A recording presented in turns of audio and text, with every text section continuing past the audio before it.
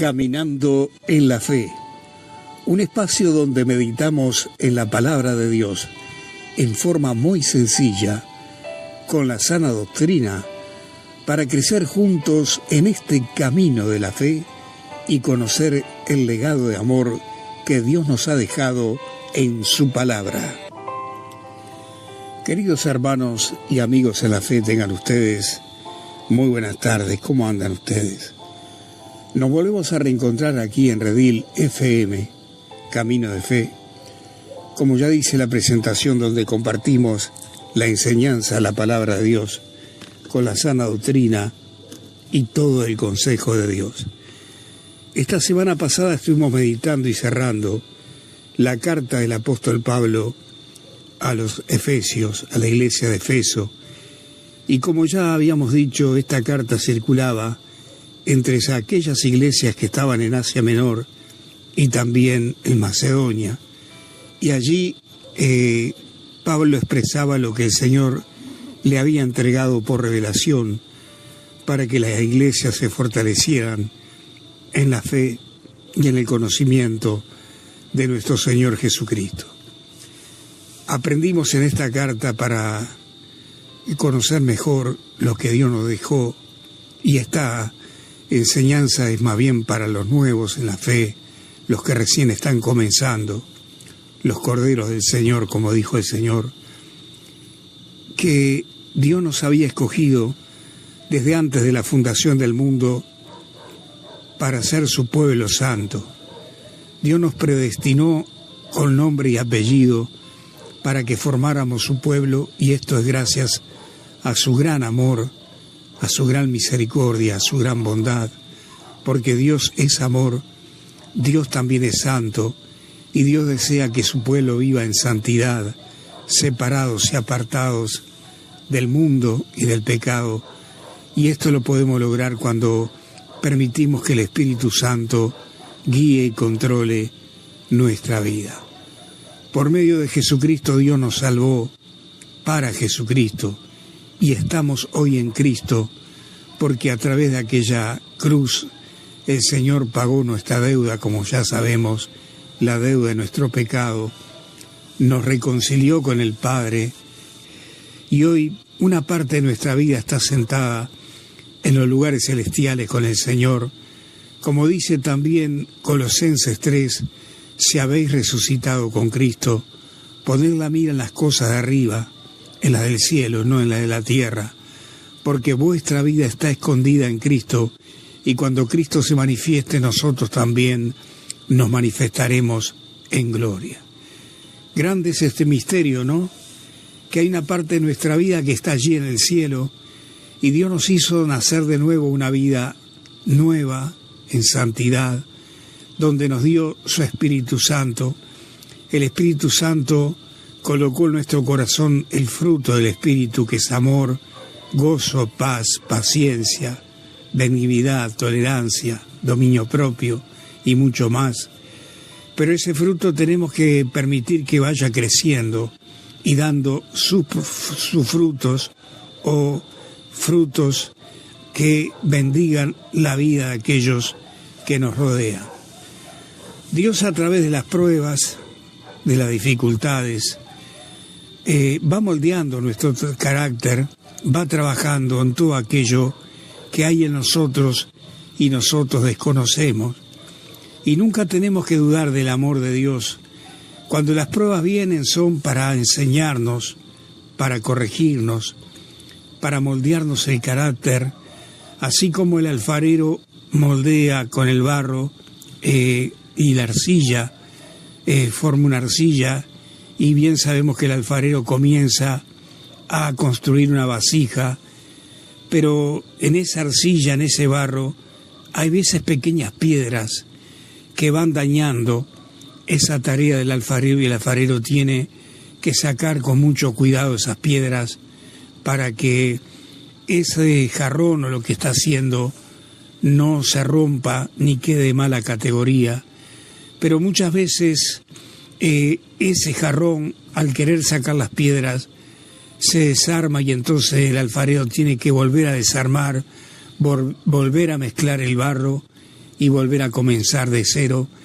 Y Dios hace lo mismo con nosotros, comienza a través de las pruebas a moldear nuestro carácter, a darnos paciencia, templanza, dominio propio, como ya vimos en la carta de los Efesios, donde en esta carta a los Efesios fuimos salvos por gracia, por misericordia, y Pablo habla cómo debe vivir un cristiano en amor, en mansedumbre, en humildad. Cuando vemos los defectos de los demás son nuestros propios defectos que muchas veces nos vemos reflejados. Y esos defectos y errores son los mismos que los nuestros. Todos estamos aprendiendo. Son falencias que el Señor va corrigiendo en su iglesia y en su pueblo. El mundo entero está bajo errores, defectos, delitos y pecados. Pero aquellos que se han convertido al Señor no van a cambiar de la noche a la mañana, sino que todos pasamos por la escuela del Señor, el taller del alfarero, como se dice muchas veces. El Señor nos lleva al desierto para moldear nuestro carácter. ¿Qué quiere decir esto? Que muchas veces nos vamos a sentir solos, aislados, que nadie nos va a querer comprender. Vamos a tener ataques del enemigo por todos los lugares, como dijo Pablo, los dardos de fuego encendido de Satanás. Y por eso Pablo insistió que un cristiano debe vestirse con el fruto del Espíritu, que es el amor, la paciencia, la humildad, la mansedumbre. Y cuando le pedimos paciencia, el Señor vio que vienen problemas. Y esos problemas, ¿saben para qué es? Porque a través de esos problemas el Señor nos va a enseñar a tener paciencia. Él va a usar esos problemas para moldear nuestro carácter. A veces nos va a mandar situaciones o personas que son difíciles de llevar y Dios va a templar nuestro carácter y nos va a dar dominio propio, porque muchas veces tenemos el deseo de explotar, de devolver palabra por palabra, desprecio por desprecio, y cuántas veces caemos, cuántas veces fallamos en la prueba y Dios tiene que comenzar de nuevo con nosotros y volver a empezar de cero. Todos esos problemas que vienen a tu vida y a mi vida, todas esas personas complicadas que a veces lo hay, también nosotros somos complicados para otros, ¿sabías? Porque nuestra forma de pensar no es todos iguales. Lo que para ti está bien, tal vez para mí no esté bien, y a viceversa. Lo que tú ves bien o normal en tu vida, capaz que para otro no lo está. Y entonces el Señor tiene que trabajar y tiene que moldear a su iglesia, a su pueblo, para que podamos salir aprobados y podamos ser pulidos a llegar a la estatura de un varón perfecto en el conocimiento de Cristo. ¿Recuerdan cuando Cristo estuvo predicando? Él tuvo que soportar a los fariseos, a los religiosos de aquel tiempo, soportando todo tipo de burlas, de incredulidades, de rechazo, de amenazas. Lo señalaban con el dedo. Cristo iba y sanaba y decían que el Señor sanaba por el poder de Satanás, por Beelzebú. Y vimos que el Señor, cuando predicaba la palabra de Dios, había gente que le creía en Él, pero otros iban por los panes y los peces.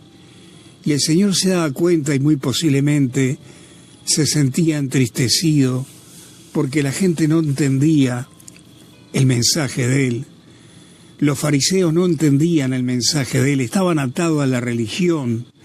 Lo acusaban porque Él trabajaba un día sábado y Él tenía que soportar todo eso porque el sábado, el sabbat, era para que el hombre buscara a Dios, y Dios estaba entre ellos haciendo esa obra, dándose a conocer al hombre, sanando a los enfermos. Pero los judíos no pudieron comprender que era el Hijo de Dios haciendo la obra y que el sabbat había sido apartado para que Cristo viniera y manifestara el verdadero significado y el propósito del sabbat. El sabbat quiere decir reposo, descanso, y Cristo es nuestro descanso, Cristo es nuestro sabbat, porque cuando Él perdona nuestros pecados y nos limpia de toda maldad, entramos en el reposo de Dios, pero hay pruebas que pasar. A veces somos pasados por el fuego, como dice un salmo, por el agua, y Dios nos prueba, como probó a David antes de ser rey, lo probó a fondo, templó su carácter a través de los problemas, de las persecuciones, de las diferentes dificultades, y David fue un rey según el corazón de Dios, y aunque tuvo fallas como tenemos todos, falló varias veces, cometió un gran pecado, pero como él se arrepintió, él reconoció su pecado y se arrepintió, el Señor le perdonó y le dio una nueva oportunidad, pero tuvo que pasar también por la escuela del sufrimiento, porque el Señor permite que el pecado traiga secuelas. Dios no desea que pequemos nunca, pero Él permite que suframos las consecuencias del pecado para que no volvamos a cometer el mismo error. ¿Vio cuando usted coloca su mano sobre el fuego? Una vez sola lo hace, 2 veces no lo vuelve a hacer. Y esto es lo que Dios permite, muchas veces las secuelas del pecado, porque Dios permite esto para que no lo volvamos a hacer. Cuando nosotros fallamos y no reconocemos nuestro error, abrimos la puerta al orgullo, y en esa puerta al orgullo entra Satanás a querer meter problemas en nuestra vida. No todos los problemas que vienen son de parte de las pruebas de Dios. Hay problemas que vienen porque nosotros nos buscamos esas pruebas, esas dificultades, nos buscamos esas situaciones, y mientras no confesemos nuestro pecado, vamos a estar debilitados en la fe, vamos a estar cayendo. Si no confesamos nuestro pecado, nos vamos a ir enfriando, nos vamos a ir apartando sin darnos cuenta. Y Dios tiene siempre una forma de sorprendernos o hacernos despertar en su gran amor para que no caigamos del todo. Nos tiene que sacudir a veces fuertemente para que no nos deslicemos. Y recuerdan cuando el rey David cometió un pecado con Betsabé y luego con el esposo de Betsabé. Eso, David cayó, guardó silencio, pensó que nadie sabía lo que estaba sucediendo, nada más que los allegados de él. Y él guardó silencio, pero él comenzó a enfermarse, a enflaquecer, a perder fuego del espíritu, a perder la fe, a perder fuerzas. Su cuerpo se estaba enfermando y llegó un momento que ya no daba más. David no soportaba más esa situación, pero él tenía terror de confesar su pecado. Pensó que nadie le había visto, pero él se olvidó que había alguien que le había visto, que era Dios, y él se olvidó posiblemente que Dios había visto ese pecado y él lo sabía todo. Y cuando llegó el profeta Natán y lo confrontó, allí tuvo que reconocer su pecado. Y entonces allí él pidió perdón, se humilló delante del Señor. El Señor le perdonó, pero él tuvo que pasar por diferentes pruebas, diferentes dificultades por causa de su pecado. Y bien sabemos todo lo que vino atrás de ese pecado. Dios le perdonó, pero tuvo que sufrir la consecuencia de ese pecado. Pero el rey David aprendió a no volver a sacar su mirada del Señor. ¿Pero por qué cayó el rey David? Porque se descuidó, porque él tenía que estar en la guerra y estuvo en su casa descansando, en su palacio. Entonces descuidó su vida de rey, de líder, de militar, y tal vez descuidó su vida espiritual, dejó de buscar al Señor, y entonces vino el enemigo usando una situación y lo hizo caer.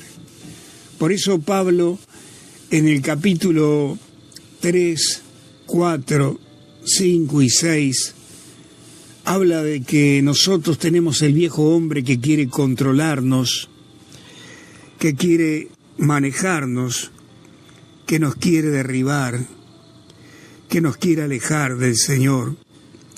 Y tenemos que mantenernos cerca de Él, porque el Señor sabe todas las cosas y nosotros muchas veces nos sentimos fuertes, sentimos que no vamos a caer y muchas veces caemos sin darnos cuenta. Por eso Dios nos pide simplemente que tengamos fe en Él, pero esa fe se demuestra en la oración. Y yo no le estoy diciendo que usted viva de rodillas, usted va a saber lo que Dios le pide, lo que Dios le dice. Dios le va a invitar a que usted le busque, como hay un salmo que ahora no lo recuerdo, lo leí ayer, y lo leo siempre, donde dice: mi corazón dijo de ti, buscad mi rostro. Creo que es el Salmo 27. Después lo voy a buscar para aclarárselo.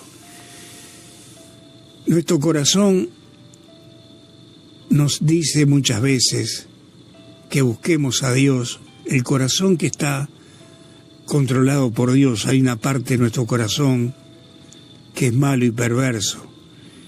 Y el Señor nos dice que le busquemos porque Él sabe lo que hay por delante. Dice David en el Salmo 32, bienaventurado aquel cuya transgresión ha sido perdonada y cubierto su pecado. Feliz el hombre a quien Jehová no culpa de iniquidad y en cuyo espíritu no hay engaño. Aquí David se da cuenta de la dicha y la bendición de estar en la voluntad de Dios, en santidad. Y él experimentó esa amargura que se perdía, que se hundía, que se moría tal vez, porque él guardaba silencio de su pecado y su propio pecado lo estaba matando. ¿Y cómo yo sé esto? Porque dice en el versículo 3, si usted quiere acompañarme con el Salmo 32, mientras callé se envejecieron mis huesos, en mi gemir todo el día, porque de día y de noche se agravó sobre mí tu mano, se volvió mi verdor en sequedades de verano.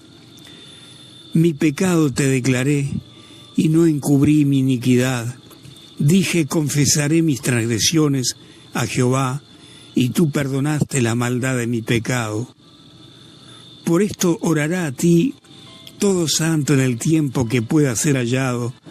Ciertamente en la inundación de muchas aguas no llegarán hasta él.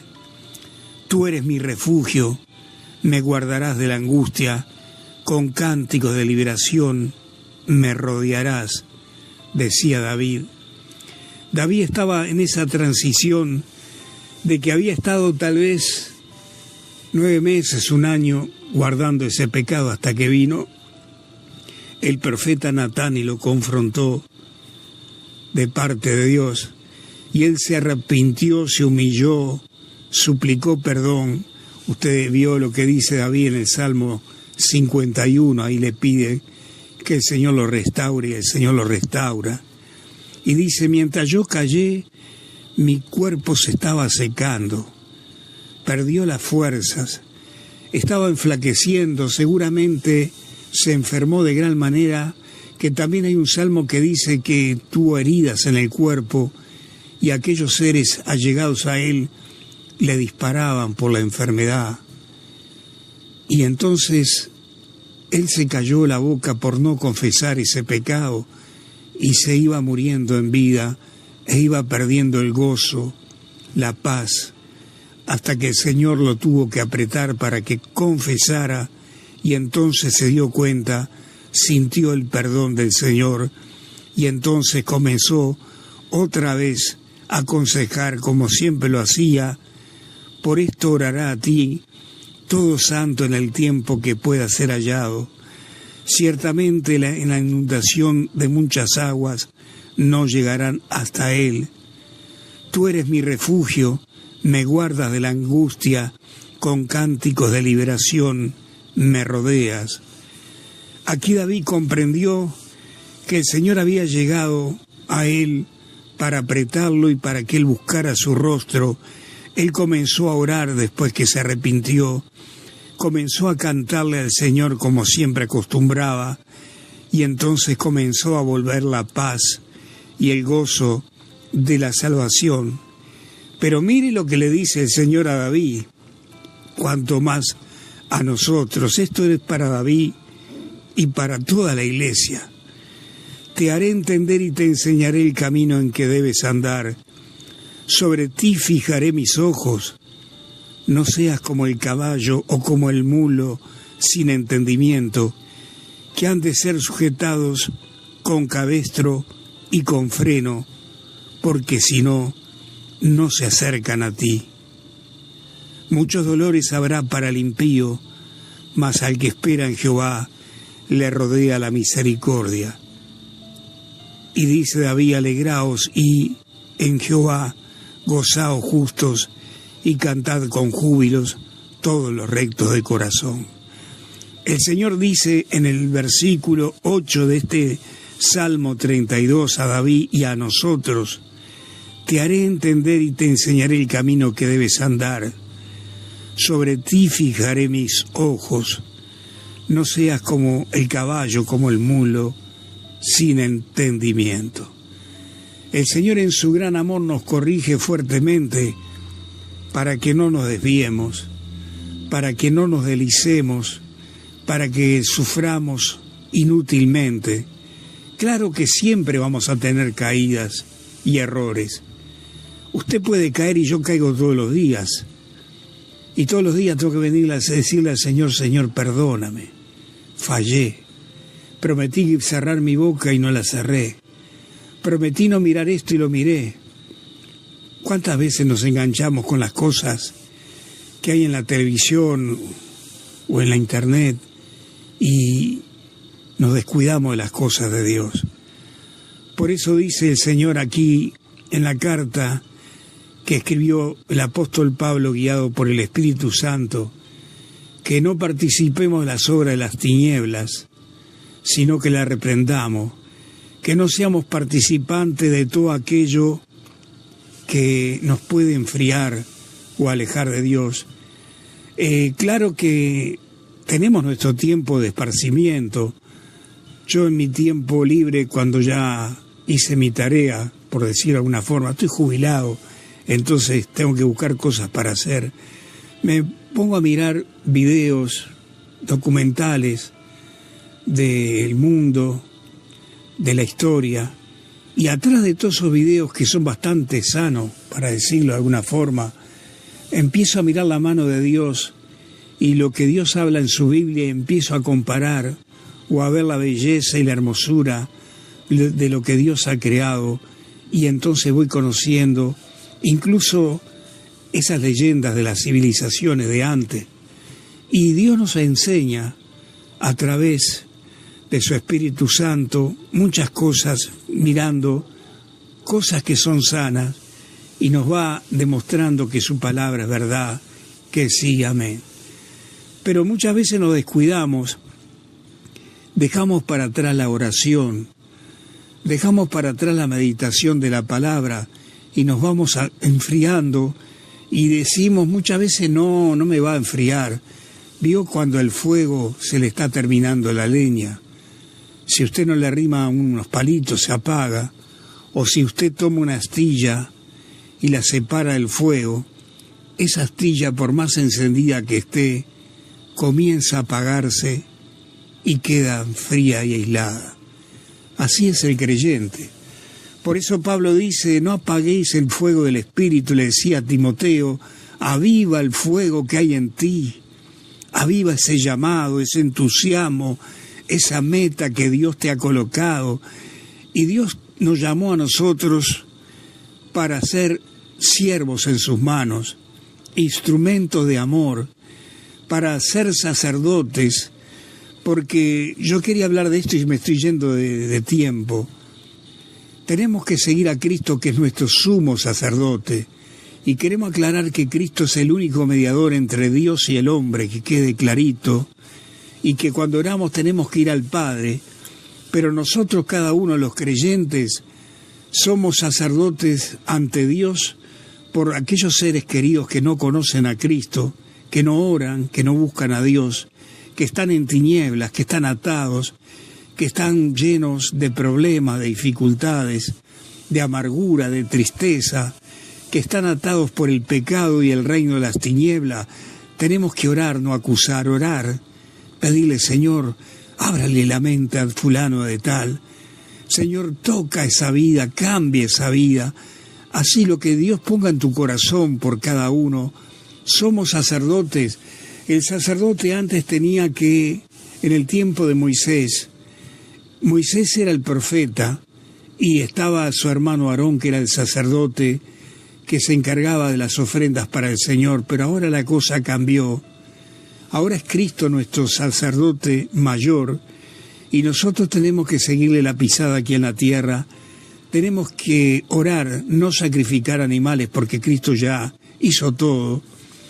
Nuestro sacrificio tiene que ser esa carga de dolor, de decir: voy a orar por fulano de tal que se está perdiendo, por un hijo, por un nieto, por un familiar cercano, por un vecino, por un compañero de trabajo. Orar. El sacerdote ofrecía sacrificio ante Dios en el tabernáculo, y el sacerdote también representaba a Dios en el pueblo, porque allí el sacerdote podía recibir un mensaje de Dios y dárselo al pueblo. Entonces, lo más importante es que tú ores, intercedas, seas mediador de tu familia que está perdida, de aquellos que no conocen a Cristo, para que se vuelvan a Él. Y también cuando vemos un hermano que está caído, que está mal, o vemos tal vez un pastor que está haciendo las cosas que no entendemos, no tenemos que juzgar. A mí me ha pasado.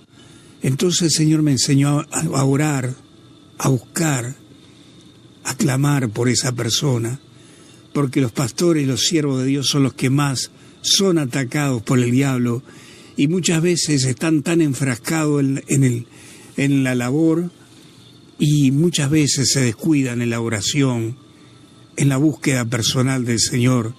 Hay muchos siervos que les pasa lo que le pasó a la iglesia de Efeso.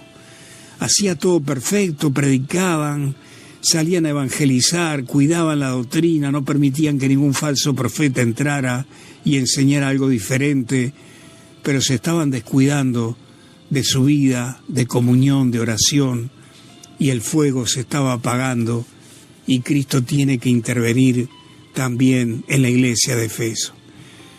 Pablo nos enseña en esta carta que tenemos que cuidar nuestra vida, andar en amor, en humildad, en mansedumbre. ¿Cuántas veces juzgamos y condenamos? ¿Cuántas veces queremos predicar el Evangelio acusando? No tenemos que acariciar el pecado para nada, no, eso no se acaricia nunca. Pero decirle a la persona: tú estás perdido, pero Cristo te ama. Él puede salvarte, Él quiere salvarte, Él desea salvarte. Cristo es tu única esperanza para tu problema, sea cual sea. Ven a Cristo hoy, ora a Él, yo te voy a ayudar a que ores si quieres. Pero tú estás perdido si sigues en ese camino. Vas rumbo al sufrimiento, al dolor, a la destrucción y a la condenación eterna. Pero Dios te ama y está golpeando la puerta de tu corazón a través de este problema que tú estás viviendo. Dios quiere que tú le entregues tu vida a Él. Ese es el mensaje. Decirle a la persona que lo que está haciendo está mal, pero no condenarla, no acusarla, no degradarla. Acuérdense cuando Jesús se le trajo una mujer que fue sorprendida en el acto del adulterio.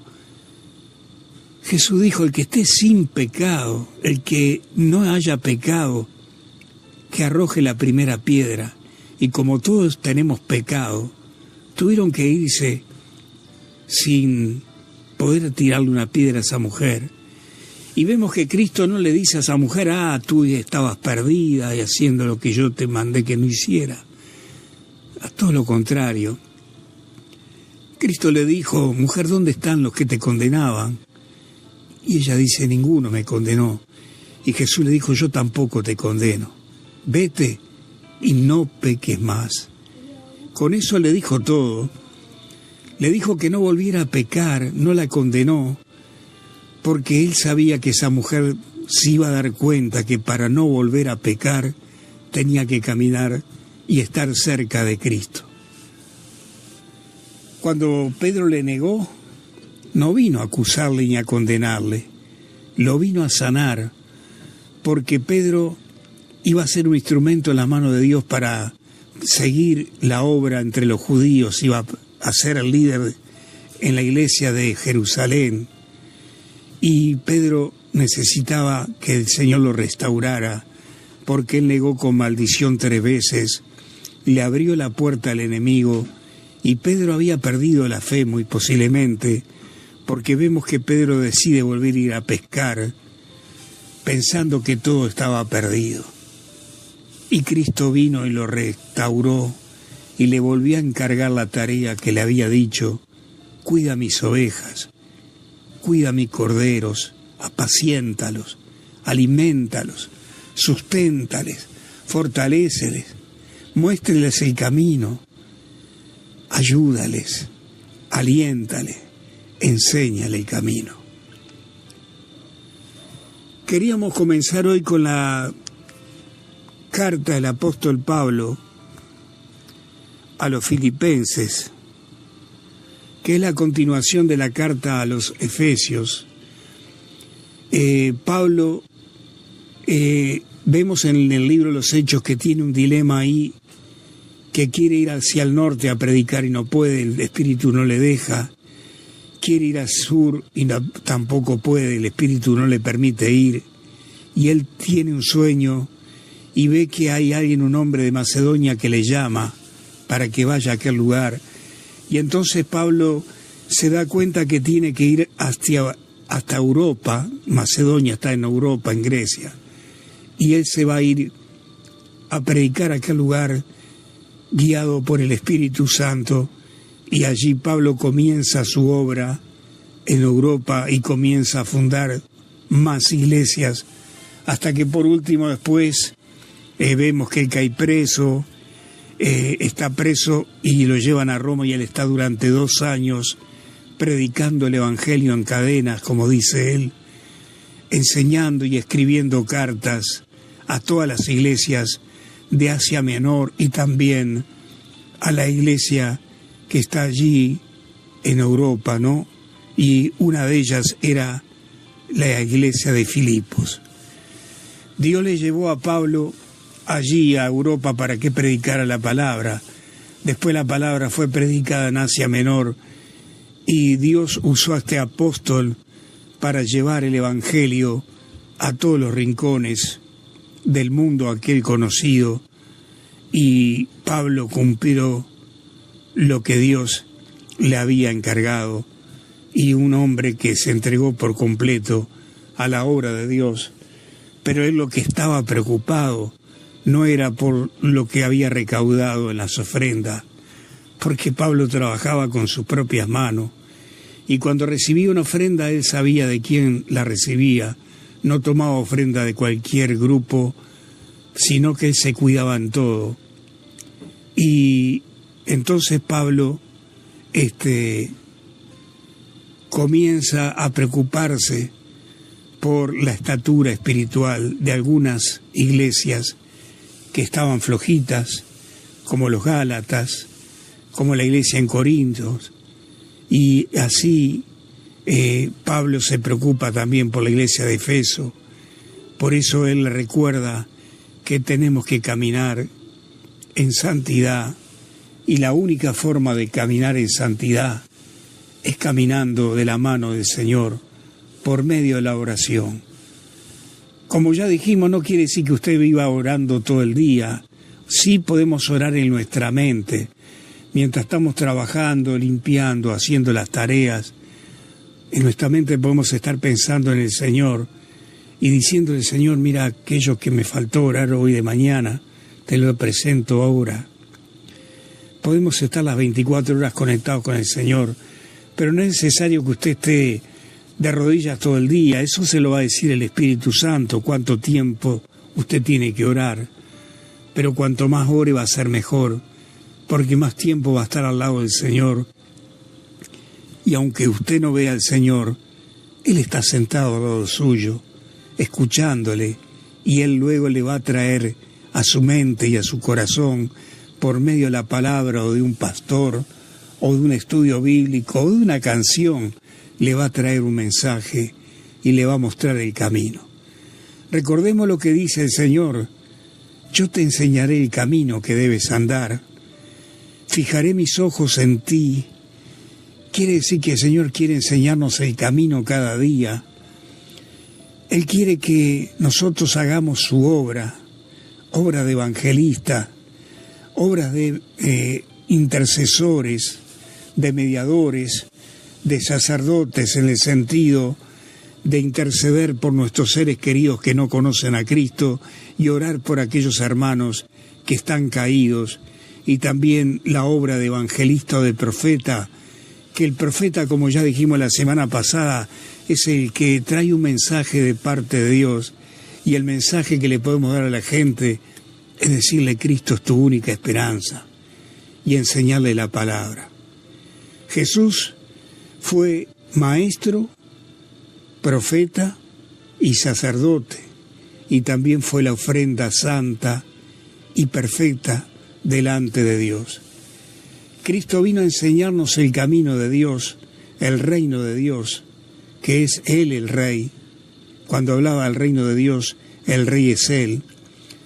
Él vino a decirnos en profecía el mensaje de Dios para cambiar nuestra vida, y profetizó sobre el futuro, sobre lo que iba a venir, y se está cumpliendo al pie de la letra, y se cumplió al pie de la letra. Recuerden que Él lloró por Jerusalén y dijo que Jerusalén y el templo iban a ser derrumbados, y se cumplió perfectamente en el año 70 después de Cristo.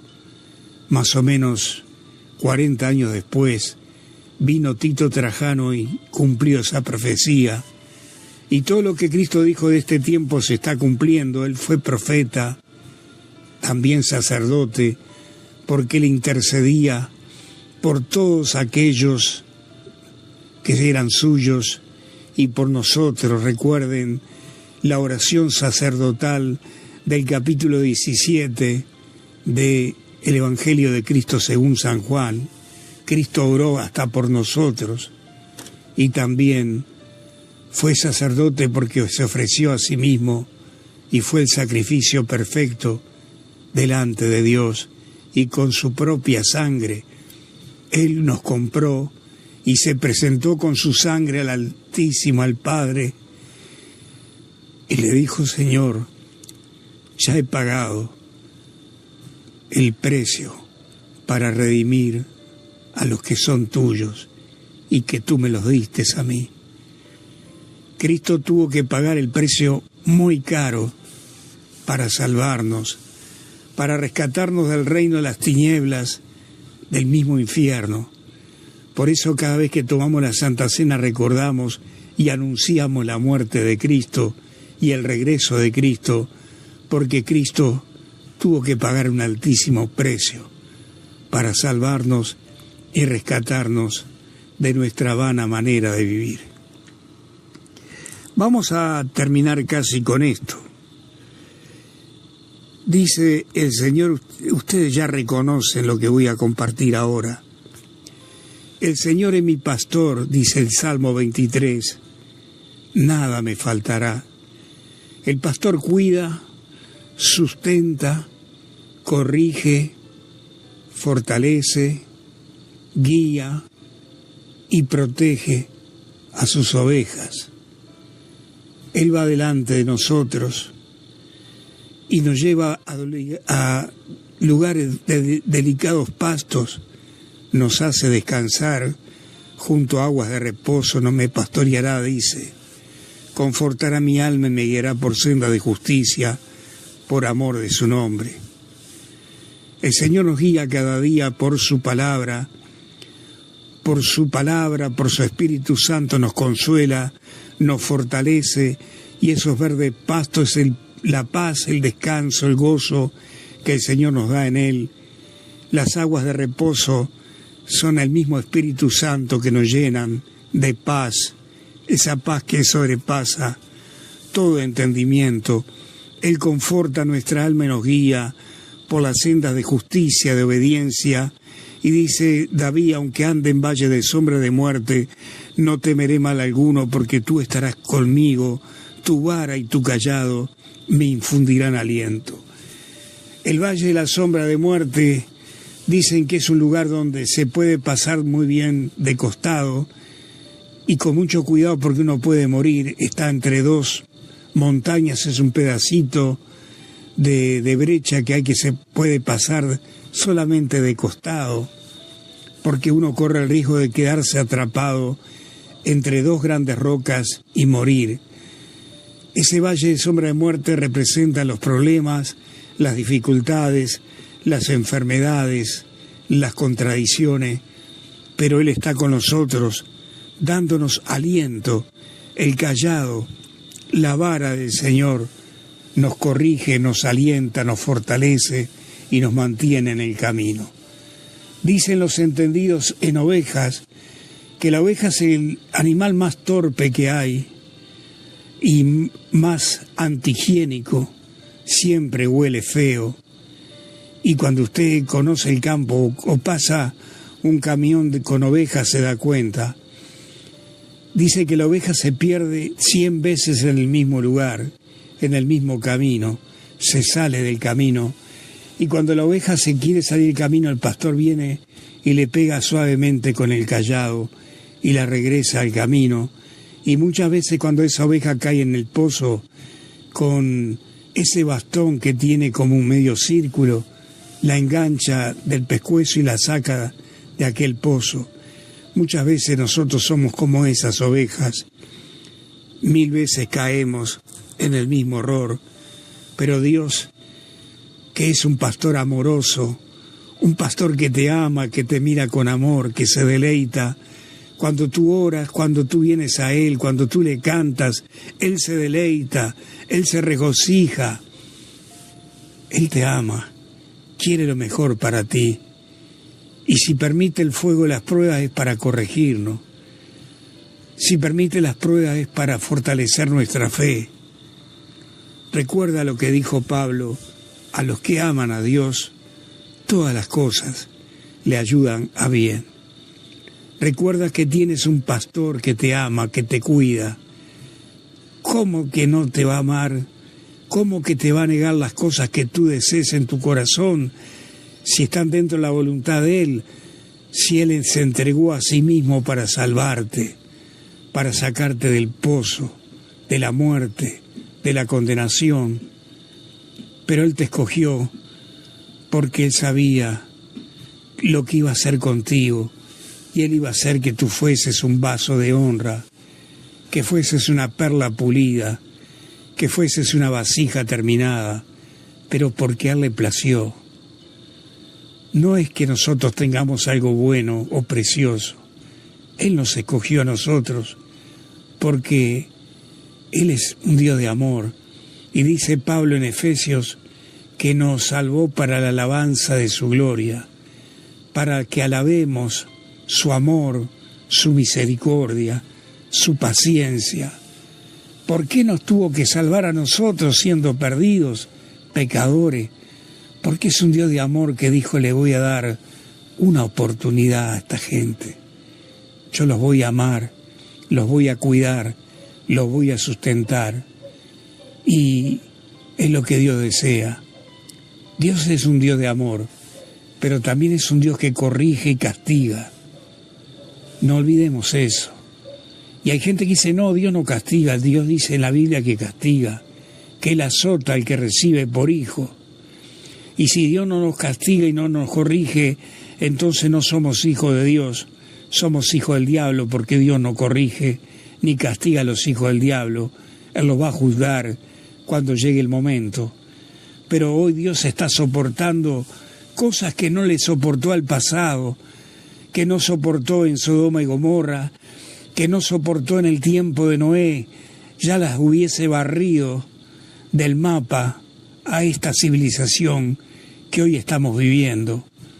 Pero Él no lo hizo por amor a Cristo, porque Cristo pagó un altísimo precio para salvar la humanidad de hoy que se está perdiendo.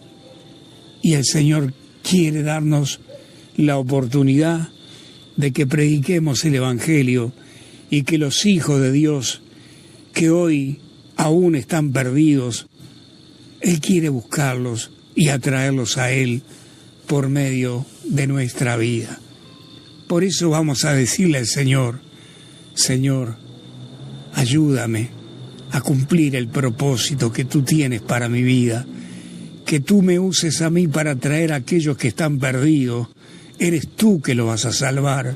Yo solo voy a ser un instrumento, voy a decir lo que tú me digas, o voy a orar por lo menos, porque muchas veces Dios no nos deja hablar, sino nos hace orar, interceder, clamar, decirle: Jesús, salva a fulano de tal que está rumbo al infierno y a la condenación eterna. Si seguimos a Cristo, nos espera una vida de bendición, de prosperidad económica y espiritual, porque Dios no va a faltar lo que haga falta en nuestro hogar. Yo no digo que vamos a ser ricos, no sabemos, solo Dios lo sabe, pero nada te va a faltar cuando estés en la presencia de Dios. Dice que la bendición del Señor enriquece y no añade tristeza. Y si Dios ve que hay algo que nos va a hacer daño, Él no nos da esas cosas, porque nos pueden lastimar, nos pueden hacer daño. No todos estamos capacitados para alcanzar aquello que a veces queremos o deseamos. Un hombre deseaba tanto un auto y Dios no se lo daba, deseaba tanto un auto y Dios no se lo daba, hasta que fue por su cuenta y se lo compró, y Dios se lo permitió, y con ese auto hizo estragos, y tuvo que pagarlo carísimo. Tenemos que tener cuidado. El Señor quiere que estés bien y que tengas lo que tengas que tener, no importa lo que sea, sea una casa, un coche, lo que sea. Dios te lo quiere dar, pero Él sabe cuál es el tiempo y sabe lo que a ti te conviene. Vamos a terminar entonces con esta carta de Efesios que ya terminamos la semana pasada. Dice Pablo que tenemos que tomar toda la armadura del Espíritu para estar firmes en el día malo que Satanás va a venir con todo. Nuestra mente llena de las cosas de Dios, nuestra fe fortalecida en el conocimiento de Dios y usar la palabra para nosotros mismos, decirnos a nosotros mismos las promesas y también las enseñanzas, porque no vamos a recordar solo lo agradable. Cuando nos venga la tentación de hacer algo que a Dios no le agrada, tenemos que recordar que dice no la Biblia, no la Biblia, no la Biblia. Entonces no vamos a traspasar ese límite. Si el Señor dice que tenemos que perdonar, vamos a perdonar. Si tenemos que orar, vamos a orar. Si Dios dice que no miremos tal cosa, no la vamos a mirar.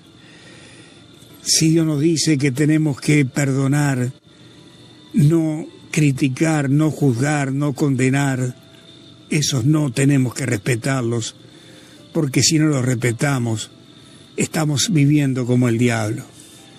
Recuerden esto y terminamos con esto: no todo el que dice Señor, Señor, entrará al reino de los cielos, sino el que hace la voluntad de mi Padre. El Señor desea que tú y yo y tú, hagamos la voluntad de Él para que podamos poder entrar al reino de Dios.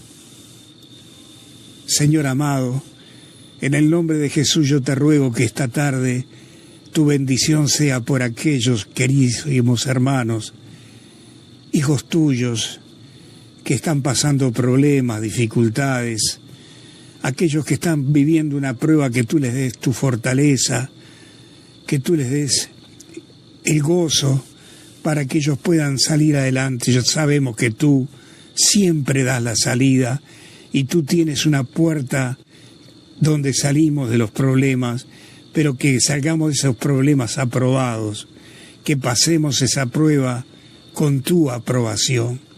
Señor, yo bendigo a mis hermanos que están en bendición, que sigan siendo bendecidos aún más por ti, para que esa bendición le llene sus vidas, su familia, y que esa bendición alcance a aquellos que le rodean. Bendice a tus siervos preciosos que tú tienes, y a aquellos siervos que se apartaron también a los volver, para que todos juntos podamos estar adorándote, sirviéndote.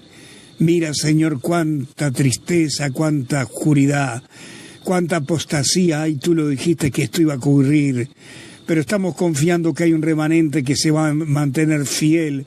Señor, si hay ovejas que están fuera, aún fuera, que se fueron del redil, hazlas volver, Señor, para que todos estemos juntos y cuando suene la trompeta podamos irnos contigo. Señor, que aquel hermano que se fue, que se apartó, aquel pastor que dejó la sana doctrina para buscar otras cosas, se vuelva a ti como el hijo pródigo y alcance tu perdón y tu bendición. En el nombre de Cristo Jesús. Padre amado, te amamos, te bendecimos y te agradecemos, Señor Jesús, por cuánto amor, tanto amor que nos das cada día. Que Dios te bendiga ricamente en esta tarde.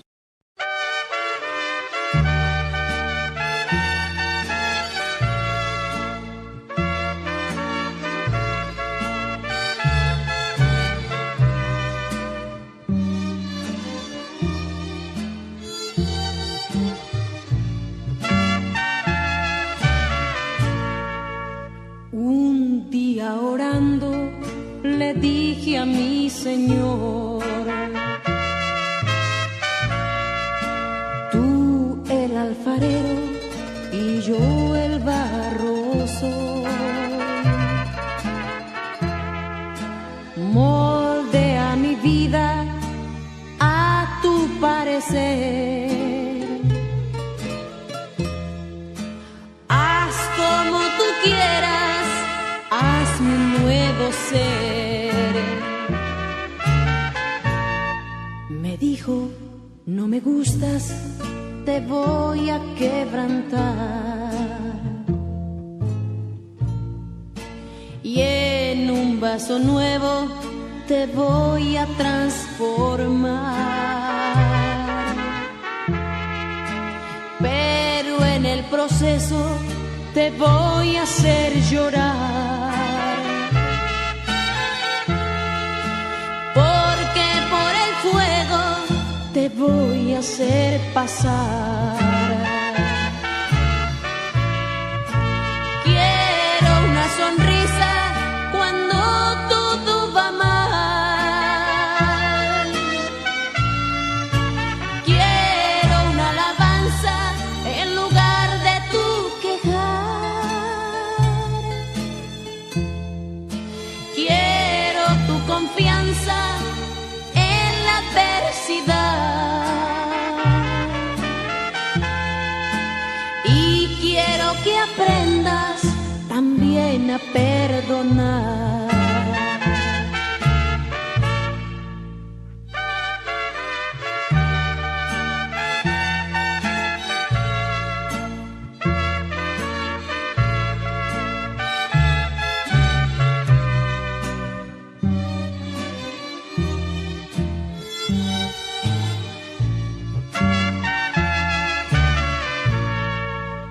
Un día orando le dije a mi Señor: